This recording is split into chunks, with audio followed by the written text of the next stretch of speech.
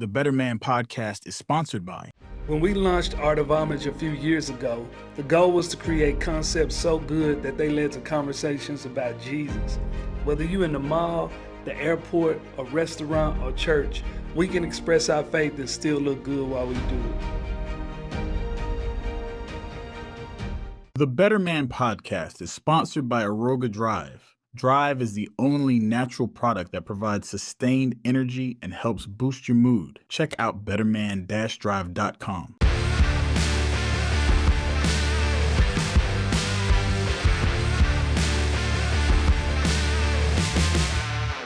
Better Man family, we are back, and we've got a great episode for you this week. This week, Josh Broome is with me, and you're going to hear him tell his story. What a great story it is. Josh, man, give it up, man. Tell us a little bit about yourself, man. Yeah. Where'd you grow up? How'd you grow up? Yeah, I mean, number one, like, so glad to be here. Honored to be a part of this. So many people that I look up to and I'm in relationship with think a lot of this ministry. So so glad to be here. But I grew up in a small, like really small town in South Carolina, and my mom got pregnant with me at 15, had me at 16, and in that small town, my dad was the same age, lived in the same place, and it was interesting because we were in such close proximity that I knew who he was, but he was never my dad. Like he never chose to play the role of my father, and because of proximity, in a small town, like one gas station, one grocery store, I would see him. And as I got older, it went from this confusing situation to this situation that I somewhat understood. Yeah. That I had a lot of frustration against. Yeah. And thinking about just in the mental health standpoint, like attachment theory, where our brain it formulates ways of thinking based on experiences, the way that we attach to caregivers and things like that, and the attachments that we don't have tell a story in our lives as well. And the way our brain is wired, it's like we have to figure out the conflict that we're in, because if we don't understand the conflict, we go crazy. And the way that we create these own narratives, more often than not, when there's something that you don't understand, you end up blaming yourself. So what I did was like, man, I'm in this town where, whether I'm playing hoops or football or whatever it might be, I'm the only person that doesn't have his dad at practices in the stands. We know fatherlessness to be, an epidemic in this country, but in the town that I was from, it was very uncommon. And actually, I didn't know one person that had the family dynamic that I Wow. And see, you say small town. I'm from a small town in North Louisiana. Okay. And mine was the opposite, right? When I say small, we're talking 500. Yeah, so I graduated with like 100 people. Right. It was 21 people in my high school class. Yeah. But it was very common for dads not to be around. So for the one or two friends, best friends that graduated with me, only two of them had their dads at home. Oh, wow. Yeah. So, it was not uncommon from just like, none of us knew our dads. Yeah. And it was just, I think it was like an additional catalyst for, wrestling with different emotions. Just the fact that I saw him. Yeah. Because he was young, he finds, someone else, at like 18, gets Starts married, over him. and then all of a sudden he's got, the house, the white picket fence and the 2.5 kids. Yeah. But I'm not involved in that. Yeah. So like I'm in this town where like me and my mom were in like government housing. We got food stamps. It's like, but I was taken care of. But my life was very different than what I saw him having.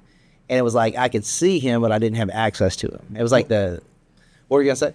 No, I mean, just, bro, our stories are similar as we start this thing off. Because it's the same thing. You look like your dad. You walk like your dad. You talk like your dad. Yeah. But I didn't know who he was. Never seen him before. Yeah. But my desire was to understand who is this man. So knowing that you had the proximity, but he was distant. Yeah. Like, how did that affect you? What did that do to you as a kid? Yeah, I mean, it made me think, well, if I am inadequate in some way, well, the high achiever in me, I believed like, well, if I become enough, I will feel as if I'm enough. And maybe if I shine, he'll see me. Right. So it's like, I want to be the best student. I want to be the best athlete. I want to be the person at the end of the game where the ball's in my hand and I'm taking the shot. Right. Not so that, I can win the game or I can impress the coach. So maybe if I do enough, he'll see me. Yeah. And if I'm honest, if I do enough, I'll get enough like credit and applause so that it would replace the feeling that I thought what would feel like if I heard him say, "Son, I'm proud of you." Right. Because I wanted to hear that. So I thought maybe I could replace the feeling that I believed that would feel like in my life. And that was my whole life. So like trying to be the best so that I would feel as if I was good enough. And, that looked like in school and sports and things like that. And then I started modeling and acting at 13. That was kind of like the new thing. Come on. Where, it's like I'm having success in that way where it's like, I'm doing like a Belt commercial or whatever, Right. And but it's like I was having success in that and I was like, maybe like this is the thing in which he would be proud of me of, or maybe I could at least feel as if someone is proud of me. And it was weird because like my mom's amazing, but no matter how well my mom loves me, she can't be my dad. Right.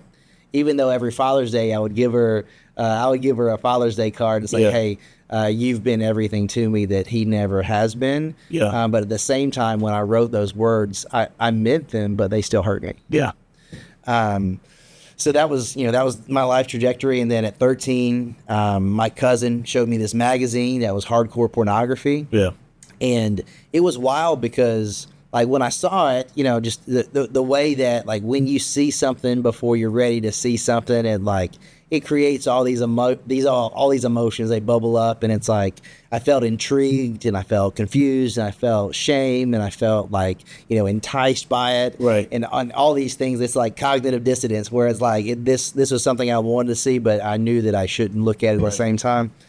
And when I saw it, I was thinking, man, maybe this is what I'm missing. And it's like maybe what I'm seeing on these pages, if I partake in what I see, I'll feel what I don't. Yeah. And that, so I didn't have a visual representation of, what did a relationship look like? Like my grandparents slept in separate rooms, and my grandfather like went fishing every day, and it's like I knew that they were married, but I didn't have a depiction of marriage. Right. And then my mom, essentially married this guy that was incredibly abusive and, drugs and all this stuff. And that was like a very short period when I was 8. So I never had any example from, I didn't have a biblical foundation. I didn't have a biblical worldview, and I didn't have a representation of what a healthy dynamic of a relationship looked like. Romans 12:2 talks about you're either being conformed by the world or you're being transformed by the renewing of your mind. Right. And the world was most certainly conforming my mind to what it thought or it suggested that sex, intimacy, and love is. And when I saw those pages, I'm like, man, maybe if I partake in what I see, I'll feel the love that I don't. Right. So my next conquest, it was, it went from hitting 3-pointers to, how many girls could I hook up with? Right. And that, that behavior, it lasted into college. I go to college, I'm in a fraternity, I'm playing basketball, I'm doing all this stuff. And that, essentially just the same thinking, same behavior. I'm hurting people, I'm letting people down. I don't know how to be a good friend. There's like so many moments of shame. I remember where my big brother in my fraternity, every Tuesday we would wear a pin and shirt and tie, and I didn't know how to tie a tie. Yeah. And just the shame of like having a clip on and them being like ridiculing me and saying like we don't do that. We want to model excellence, and that's not that. And I was like, well, I don't know how to tie a tie. It's not that I don't have one, I don't know how to use one. Yeah. And then having him, you're like, okay, well, let me help you and teach you how to do that. It was pretty dope. Is like I'm actually doing his wedding in December, but I'd love to come back to that. Wow. But so all of the things that you felt like you didn't have from your dad, you're just chasing it. You're chasing everything else. Yeah. To kind of fill in that void of what was missing. Man, what did it lead to? Yeah, so it led to so me chasing my dream, and I thought like, okay, well, I want to be in acting and modeling, and I thought, well, if I put myself in closer proximity to the industry I wanted to be in, that would be advantageous for my career. I had a lot of promises from different agents and managers, just like, well, if you move here, we would love to represent you. So I did that, and I did that at 21, and I found a lot of success. I wasn't like crushing it, but Right. I was, You were doing enough. I was doing enough. My bills were paid, and, and it's like, I was in circles that gave me access to places and things, and it was fine. And then in the middle of all that, when I was 22, the summer that I turned 22, I'm at this bar on Sunset Boulevard in West Hollywood, and these three girls walk up to me, and they were like, "Hey, would you ever consider doing pornography?" I was Just like, out of the blue. yeah. Well, so for context, they were headhunters. So their job was to go and mingle in Hollywood and find girls and gals that were attractive and say, "Hey, if you were interested in doing porn, I can introduce you to my agent." And if they, sign on the dotted line, they got compensated for finding talent. Right. But they were out. They were like, "Hey, would you ever do porn?" I was like, it was crazy because when you don't have a good reason to say no, sometimes you'll say yes to something you ought to say no to. Right. Like, in the back of my mind, I felt like having a good Southern mama. It's like I felt like every time I did something dumb, I felt like she's gonna jump out. She and gonna know. Karate chop me in the throat. Right. So I knew I should have said no, but I didn't have a good reason to say no. So let me step back a little bit. So you're 22 years old. Yeah. Three chicks come up, say, "Hey, would you be interested in doing porn?" Yeah. Man, did any of your upbringing involve church? Did you see men of your, neighborhood going to church? Yeah.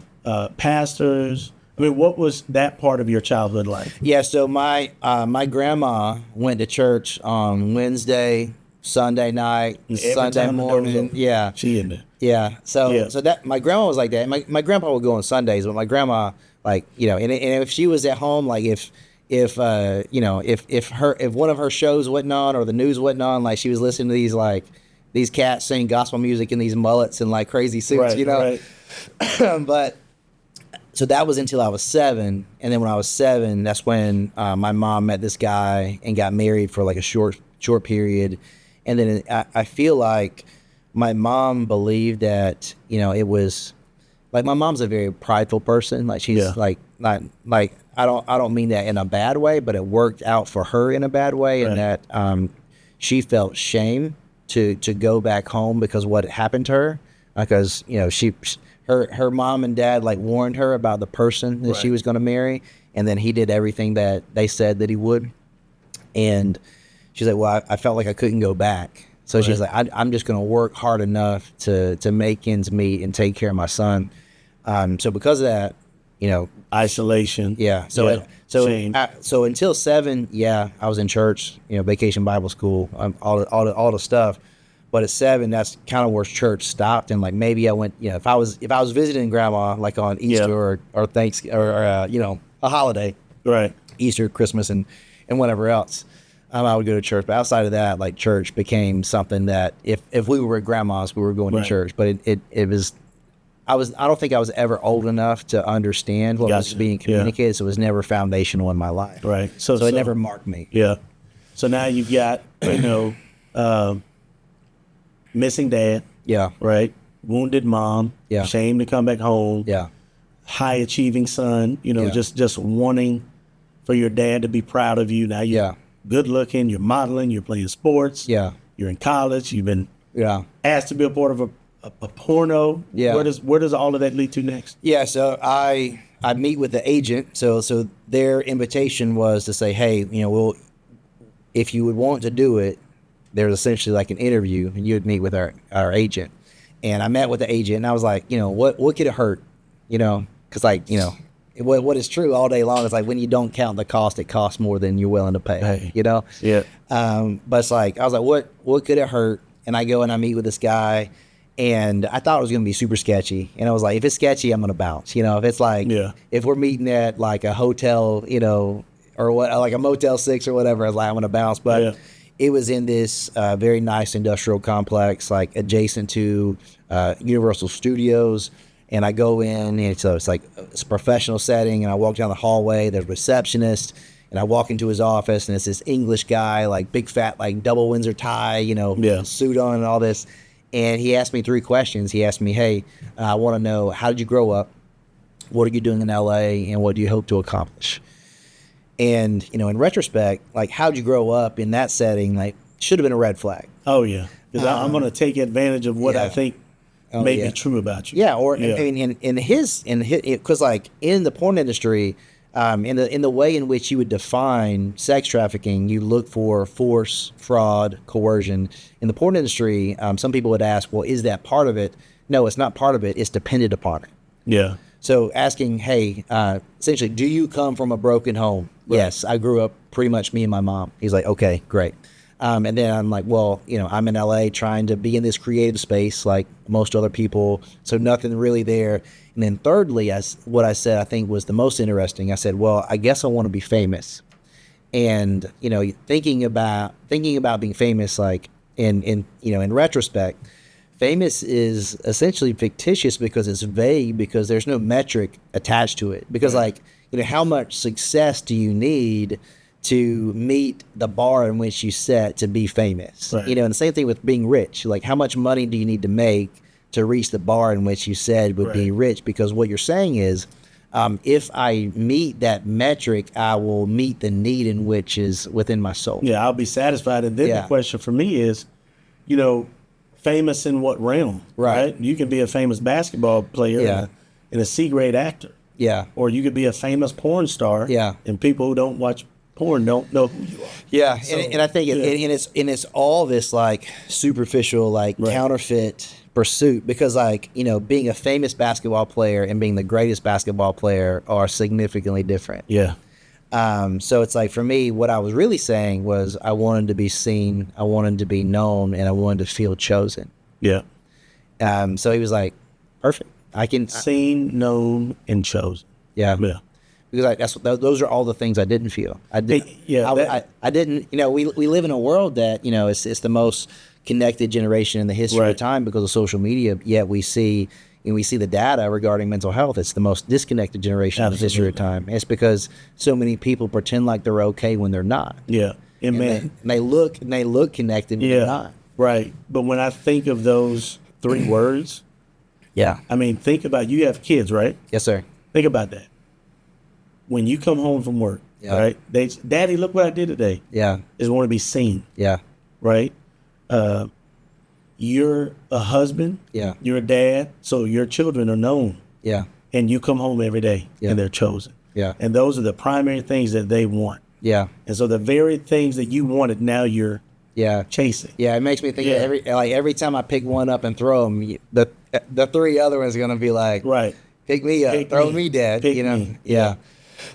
But so that's, I think that's what I was really saying, and I was like, okay, let's ride, let's do one, and let's see what happens. And honestly, I didn't think much of it. I thought I was gonna do one. I thought I was gonna like grab a camcorder and like hook up with this girl, and I was gonna get a check. Yeah. But it was this gigantic production. I walk into this huge studio, and it's like, there's catering and a receptionist, and I fill out this paperwork and I do all this stuff, and I thought it was going to be this, like, even though I was going to have a camera, it was going to be like a somewhat like secretive and intimate moment. It's like, nah, it's like, I didn't even talk to the girl until it was happening, and all I saw, like the only way I knew that how she looked was that the first thing you do is you sign paperwork, and then you look at, well, here is standardized, STD test and HIV test, and they, you have photocopies of her ID, and you match like her address with her ID, and you sign that you saw it. So that's the only thing I knew about her. So I grabbed that, and then I walk onto set, and there's people in makeup chairs, and there's catering, and there's all this stuff going on, and this guy comes up to me. He's like, "Hey, I understand this is your first time. Here's a Viagra. Put this in your hand." He's like, "Use it if you want. It's in your hand. You've touched it. It's yours. If you've never used it before, I'd bite it in half. It's pretty strong if you've never used it. But we need you in about 30 minutes." And it's like, I go to the bathroom, I'm having this like Rocky talk with myself, not in a way I'm trying to hype myself up. I'm like, what the heck? Should I be doing this? Yeah. And then I think and this is a situation that people find themselves in often, in that I felt like I'd gone too far to go back. Yeah.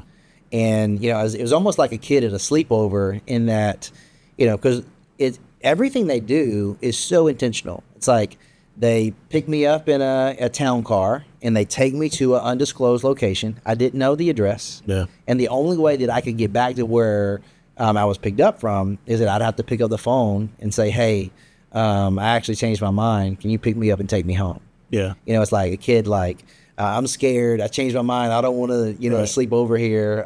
Come and pick me up. So I was like, I can't do that. So, man, I'm kind of stuck here. I'm like, man, what am I felt like I couldn't go back. Yeah. So again, like just who I am, it's like, I'm always going to double down, so I'm like, oh, I'm just going to pop the whole thing, Yeah. drink this bottle of water and just like, let's, see what happens. And there was like no interaction between me and the girl whatsoever. The director just like waved me over and I walked in and then it happened. And it was like snap my fingers, it was over. And then I had this check and I felt disgusting.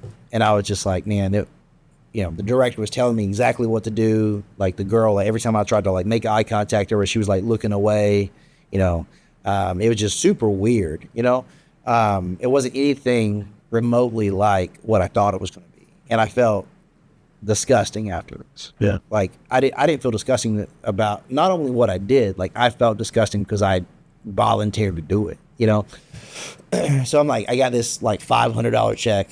And I just remember, like, there's this scene in this movie, Redeeming Love, where she's in this, like, river. And so, long story short, like, she's a prostitute. She works at this brothel. And she meets this guy, and this guy is a follower of Jesus, and he kind of like wants to rescue her, Yeah. and takes her out of there, and they form this relationship, and they're together. And when all that you've ever known is chaos, your heart craves chaos, even when it doesn't make sense, because it's been the only thing that's consistent in your life.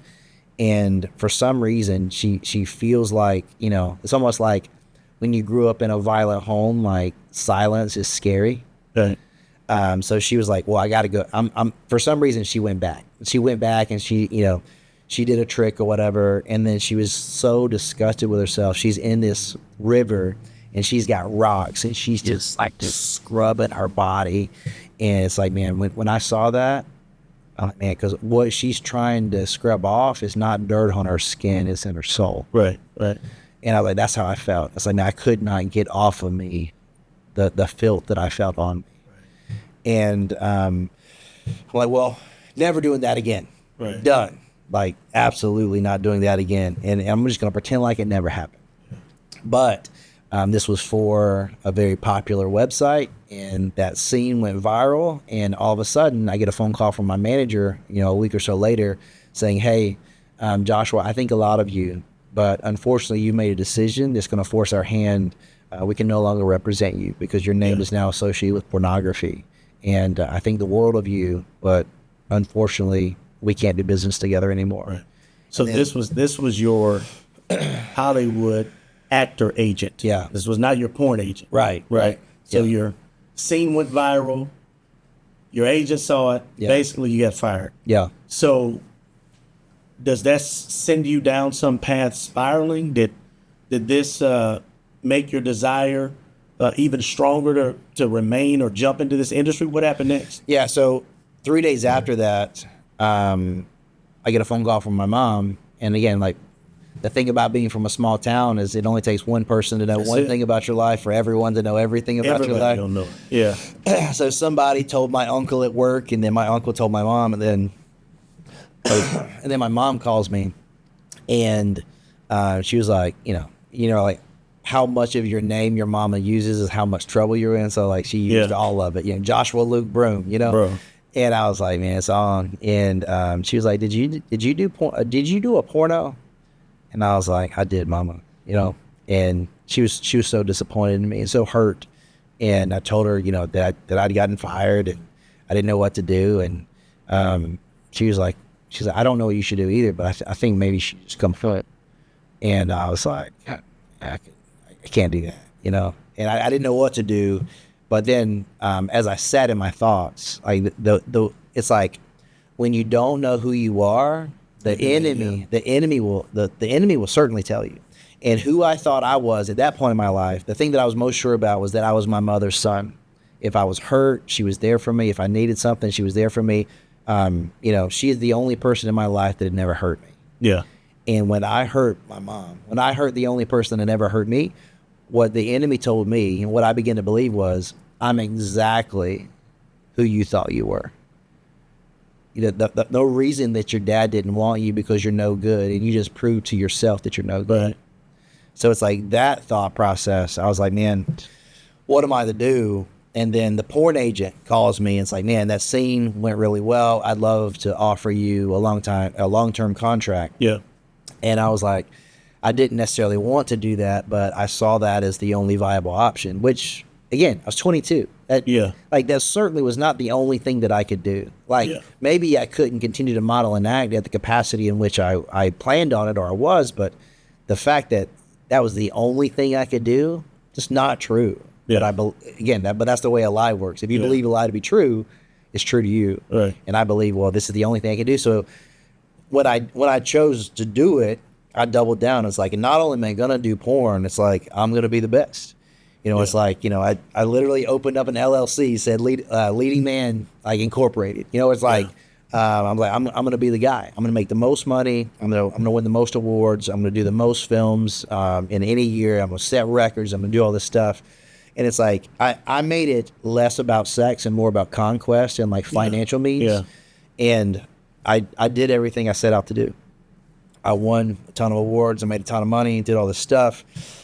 But at the end of the day, there were like certain metrics that I'd set in my head. It's like when I made over $1 million, like once I crossed that finish line, after I made my first $1 million, I thought that I was going to feel some sort of way. Yeah. Like growing up in poverty, I thought, man, if I ever make $1 million, like I'm going to be set. Yeah, right? I'm going to be set and I'm going to be satisfied. Right. And it's like when I made the money and it didn't work, I was just like, oh, like maybe $2 million. So I just like set on that new conquest, and it was like, well, if I win Performer of the Year, that meant like the studios and the talent in the industry voted that I was, the best in that industry. So I got nominated 4 years in a row, and in 2012 I won it. And when I won Performer of the Year in 2012, I thought like that was gonna be it. Yeah. That was gonna like solidify like this belief of I'm chosen, I'm seen, and I'm good enough. Right. But it didn't make me feel like I thought it would. So let me ask you. So now you're in the industry for what? How many years? 6 years. So 6 years. Yeah. Have you had any connection, any relationship with your dad at this time? No. Does he know what you're doing? I'm assuming he does. I assume that he did, but there was never any conversation between us. Right. Like I've probably been in the same room as him less than 5 times, and that's with me being in the same room as him multiple times in the last few years. Right. So he's still not doing what he's been called to do. Yeah. And you're still basically trying to prove to him why he needs to choose you. Yeah. Yeah. So where does it go? You're at the top of the mountain. Yeah. Right? What's next? When did with all the money, with all the fame, when did you still hit rock bottom? Yeah, on that day when that award didn't make me feel like I thought it would. The anxiety that already existed was amplified. The depression that already existed was deepened. And I thought, man, if money and fame can't fix me, then nothing can. And maybe I'm just unfixable. Maybe I'm broken to an extent that I can't be repaired. Yeah. So, and now I've made decisions that are tangibly found anywhere and everywhere. So, I'm a carrier of this, this scarlet letter. Right. And I can't escape that. So what's the point? So I started making a plan to take my life. And I remember I was on a plane coming back from Atlanta, and I landed in LAX, and I had looked up, a specific way to end my life, and, very like structured, systematic, and I was like, okay, I set everything up, and I was like, man, it was wild because even then in that moment, I needed permission to harm myself. And I was like, well, maybe I can manipulate someone into giving me permission. And the way that I was going to do that was I was going to go into a bank. And historically, when I got paid, I didn't want to hand the check to a person because it said on the memo of the check what it was for. Either the title of the movie or the actions related in the movie. So I would go, ATM, Dropbox, mobile deposit, Right. anything other than that. But on this day, I wanted to walk into the bank, slide the check across the counter, and have her look me in the eye and, say, Kinda confirm. yeah, Yeah. shake her head, say something under her breath, or best case scenario, like tell me to my face, like how disgusting I was. Yeah. And I walk in, and I'm like shaking, I'm sweating, it's like terrified. And I wait my turn, and then I walk up to the counter and slide the check across the counter with my deposit slip or whatever, and she looks at it, looks at me, looks at it, and writes whatever she writes, and then processes everything, types on the little keyboard. And it's like I feel like everything's in slow motion. She's like typing in slow motion. I'm just like, and I'm locked in on her, just waiting on her response, and she doesn't say anything. She doesn't blink. She's not affected. And she hands me the receipt, tells me to have a good day. Yeah. And What were you hoping that she would say? I was hoping, you're like, you're disgusting. Like, I can't believe you, or pervert or Right. something like that. And she said nothing. And then I like slowly turned to walk away. And, at this point, it could be, tears streaming down my face. And she comes around, and she, in a really soft voice, looks at me and she said, "Joshua, are you okay? Joshua, can I get you some help?" And that was the first time I'd heard my name in a year. Next week, part 2 of Josh's story.